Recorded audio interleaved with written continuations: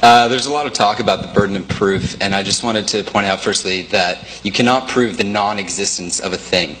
And naturalists accept this. But the problem is, when you invoke God as an explanation for that, what you're doing is you're invoking something that is inherently inexplicable. Thereby, you're not solving the problem, you're not explaining anything, you're confounding the problem. You have more to explain. And I just want to ask you, do you think that invoking God as a hypothesis about natural things, or the origin of life, or the origin of the universe, do you think that's an advancement to knowledge?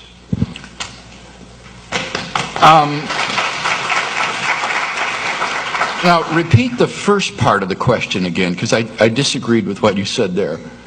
It is impossible to prove the It's impossible to prove something does not exist. That's silly. Of course you can prove something does not exist.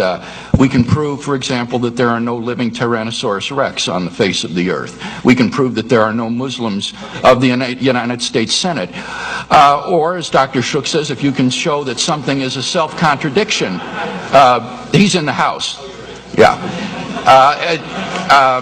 You can show that something is self-contradictory. So there are no married bachelors. So this is an atheist line that you hear on a popular level all the time, but that sophisticated atheists don't take, because it is easy to prove that things don't exist. Now the question is, if it is the case that you can't prove that God does not exist, then you shouldn't be a naturalist.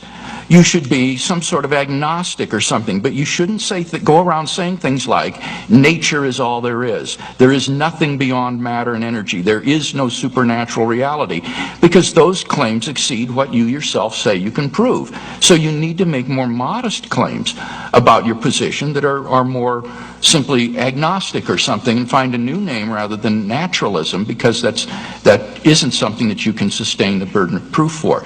Now, the last part of your question assumed that I was presenting God as some sort of an explanatory hypothesis. And if you look at my arguments, they're not like that. These are deductive arguments.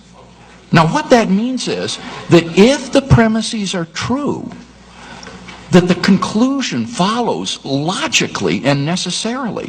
Whether you like it or not, whether you think it's explanatory or not, it doesn't matter. All that matters is, are the premises more plausibly true than not? Because if they are, then the conclusion is logically unavoidable. And so, yes, I think they definitely represent an increase in knowledge. This is an example of deductive logical reasoning. And it can't be impugned by saying that it's not some sort of explanatory inference to the best explanation or something of that sort.